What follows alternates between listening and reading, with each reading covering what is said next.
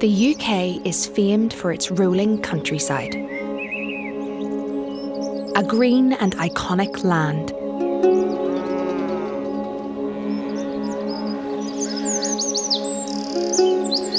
But this apparently green land is in trouble. Major incidents have been declared. The flood siren has sounded again. 40 days without rain. This is a severe drought. Yield reduction of about 50%. There's undoubtedly the feeling that it's either nature or it's food production, and never the twain shall meet. And I think it's the complete opposite of that. As climate change gets worse, as nature and biodiversity loss gets worse, those services that the ecological system provided us becomes sacrificed in a way that we then have to pay for. For farmers, the implications of this period have been devastating.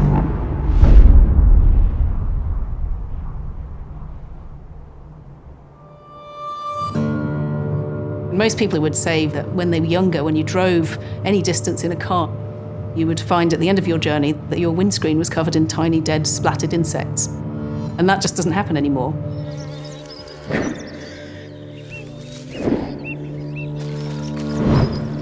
What's happened in the 20th century in agriculture is that we've developed a whole load of chemistry, chemicals that kill insects, insecticides and pesticides. The use of pesticides has become so routine that their damage to our soils, waterways, nature and climate as a whole has often been overlooked. Since 2004, insect abundance in the UK has dropped by 64%. 3/4 of all the major food crops rely on pollinators to some extent. £603 million per year comes from the contribution of pollinators to the value of the food that we produce here. If we ignore the role of invertebrates like pollinators and predatory insects in our ecosystems, we become much less able to produce food. It's an extremely important service that we ignore at our peril.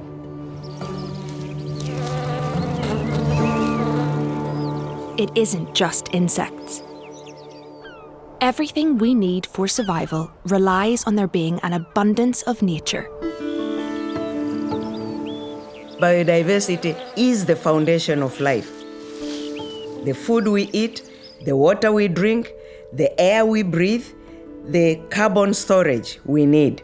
Nature is underpinning pretty much every aspect of our society, economy, and indeed civilization. But the reality is that actually we're one of the most nature-depleted countries in the world. If we restore nature, it will help us tackle some of our biggest challenges. Nature can catch and hold vast stores of carbon, and at the same time can be reducing the risk of flooding, can be reducing the risk of heat waves and sustaining agriculture.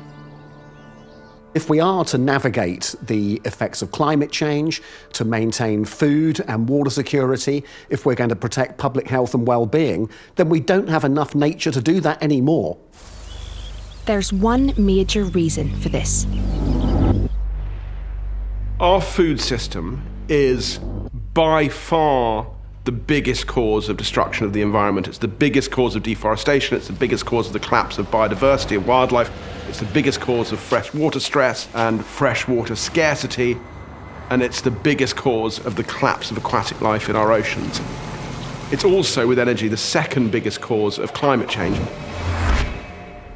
If we don't change our food system, our unsustainable food system, we won't be able to feed ourselves in the future. After the Second World War, there were 2.5 billion people on the planet. The population was projected to grow to 8 billion. And one of the biggest concerns people had at the time was that we wouldn't be able to feed ourselves. The Green Revolution intervened.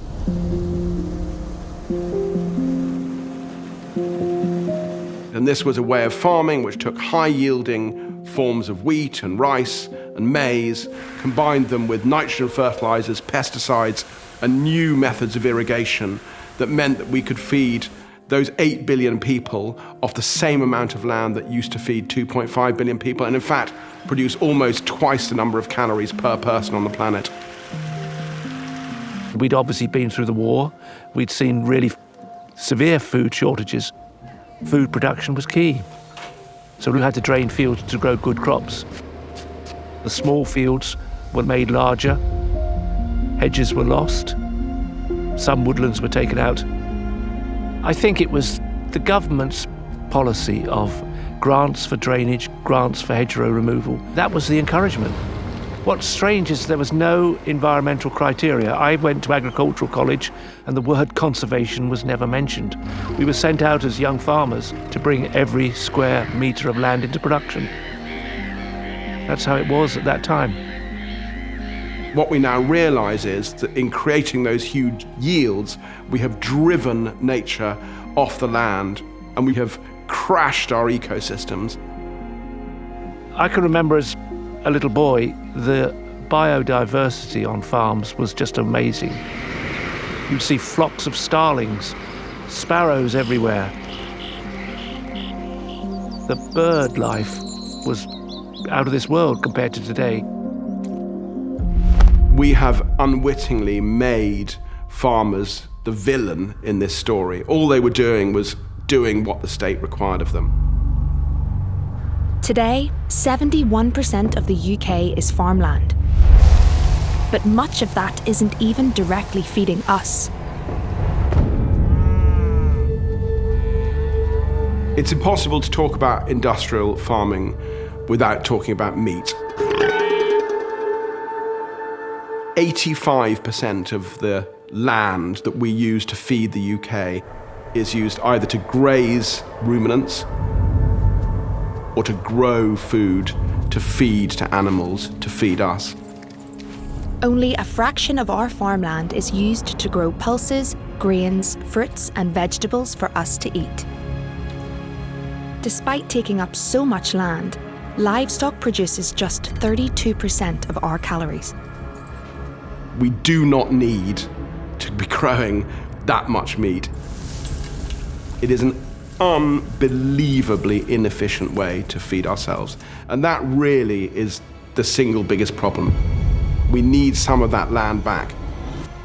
Not only to produce food, restore biodiversity, but also to sequester carbon.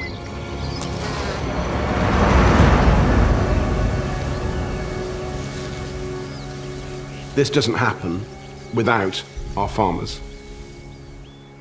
They're the people who understand this land. They're the people we need to incent to do the right thing. The farming practices of the old Green Revolution solved the food problems of the 20th century, but are not suited to the urgent climate and nature loss crises of the 21st century. We now need a new green revolution where food production works with nature. Government and business support are critical in allowing farmers to achieve this.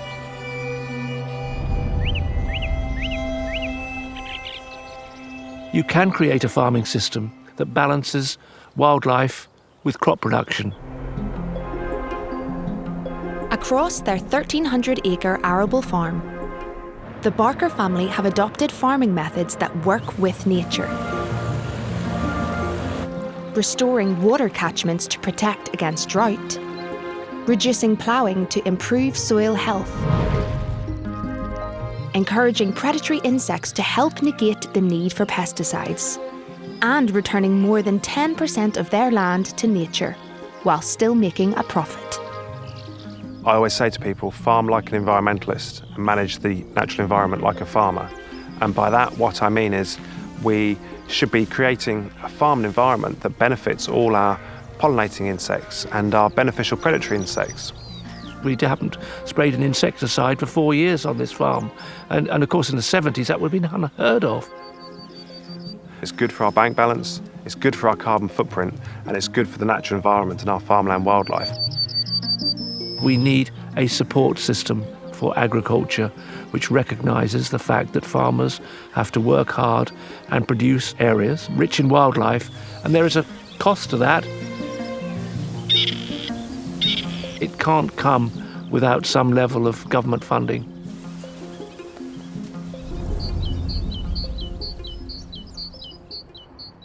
So we have got a situation at the moment where public money is driving change in our landscape, and it's not always change for the good.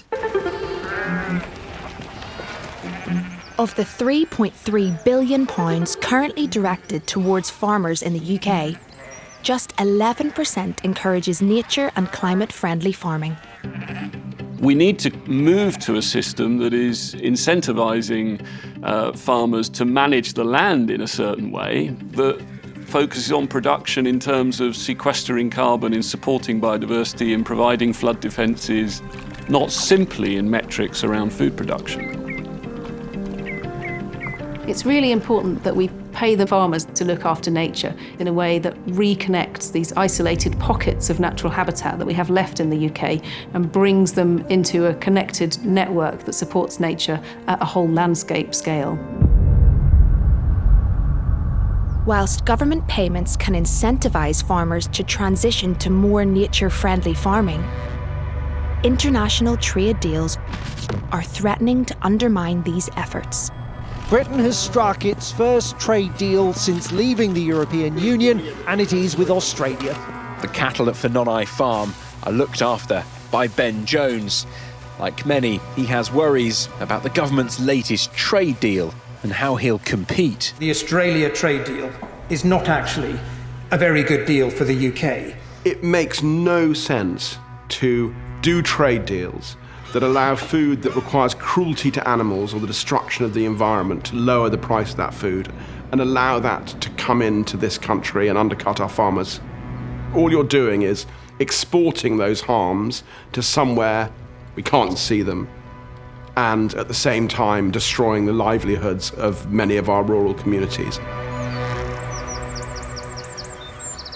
The right trade deals can connect us and our farmers with the global food market, but have allowed us to overlook a major problem with our own production. We already produce more than enough food to feed everyone in the world. We just don't distribute it very efficiently or very fairly.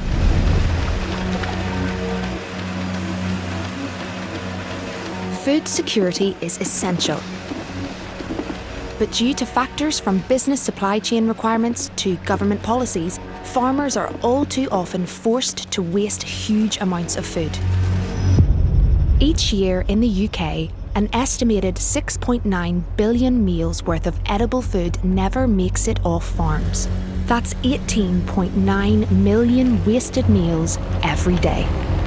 A third of all food produced is wasted through the supply chain, and that is an enormous impact on the environment. It is absolutely essential that everybody in the food industry, right the way through the value chain, plays its part to substantially reduce food waste. The system is broken. If we halve our food waste, increase crop yields by 15%, and reduce meat consumption by 30%, we could feed the UK on 30% less land, creating space for nature to recover to help future-proof against climate change. We've got a leading role to play in demonstrating how you can be really pro-nature, but also produce some amazing food. To help reduce food waste, businesses need to ensure their policies and practices aren't driving waste, whilst ensuring farmers are connected with markets that can use this food. For example, in vegetarian pre-prepared meals for which there is growing demand. If you look at ready meals, for example, already 1 in 5 of the ready meals we eat is vegetarian. I think one of the most exciting things at the moment is the consumer is waking up to the power that they have. I'm constantly saying to businesses, if you are not planning to reduce your impact on this planet, then you don't know it yet, but you're already in trouble, because the consumer is going to want to really clearly understand when they buy from you what lies behind that. 1 in 3 people in the UK shops with us, and we know that their excitement and their agitation for progress on nature, for progress on climate change is huge. What we need right now is businesses who get the importance of nature's recovery, get the importance of climate change, to stand up, take action now. And that's where we're going to make a positive difference. To move towards more nature-positive and carbon-negative practices, it's vital that all farmers have access to the right financial support and advice.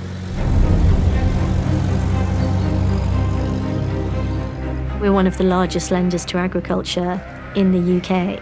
It's almost 19% of the carbon emissions on my balance sheet of my lending, and only 2% of my lending. We support over 40,000 farmers up and down the UK. If I want to halve my emissions, I'm not going to stop lending to agriculture. So I now need to develop, having measured it, how do we help make a transition that is supportable, sustainable for the future, that allows us to reduce our emissions, but in a just and fair way. The solution is twofold: improving our current farming system whilst investing in new opportunities. Farmers are generally hugely entrepreneurial in their approach. They're huge adopters of renewable energy and renewable sources. Innovation is providing new ways to produce food. Solar-powered vertical production, regenerative ocean farming, insects recycling food waste, and precision fermentation producing new protein sources all have the potential to relieve pressure on land. But to reach net zero and restore nature, investment must reach all our farming systems. One of our regenerative farming projects, when it was assessed, was sequestering 10 times more carbon than it's emitting. And that's a huge contrast because our agricultural sector in the UK is responsible for something like 10% of our emissions.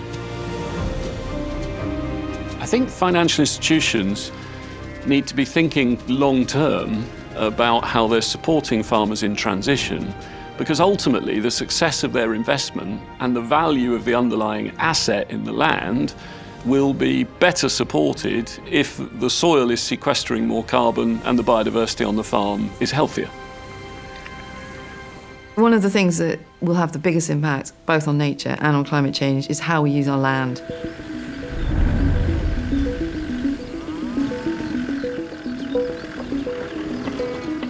There are ways of producing beef which are extremely bad for the environment and bad for nature and bad for animal welfare. But there's also ways to produce beef which are brilliant for all of those things, and we feel that we're doing that here. Neil, who farms in the Yorkshire Dales, was one of several farmers to take part in a pioneering project aimed at repairing the damage done from decades of overgrazing by replacing some of his sheep with native breed cattle. They live outside all year round. That winter grazing is absolutely critical to preparing the land for the flowers to come in the spring. By producing meat less intensively, Neil has been able to share much more of his farmland with nature. We treat them in a way where they are just part of the wildlife. So there's calves being born out on the hill at the moment, and there's leverets among them, and there's curlew chicks among them, and they're just an extension of that wildlife. So there's quite often the assumption that meat produced in this way has to be more expensive, but that doesn't necessarily have to be the case. Maybe you just eat less meat, higher quality meat, but we just use less of it. If we go back to 2012, when we were still using certain production methods, we know that we were emitting around about 220 tonnes of carbon every year throughout our farming process.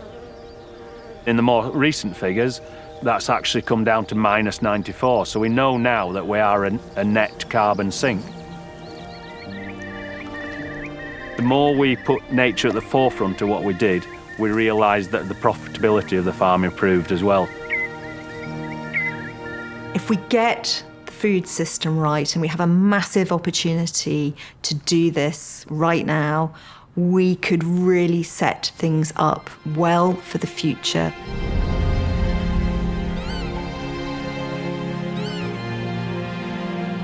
The ways we use land to produce food must be reformed to meet our urgent climate and nature commitments. With the correct support, all farmers can drive this new green revolution. It is possible to have a farming system that balances wildlife alongside food production. From my perspective, I think it's really important that food retailers look for different methods of production that are better for the environment, better for nature.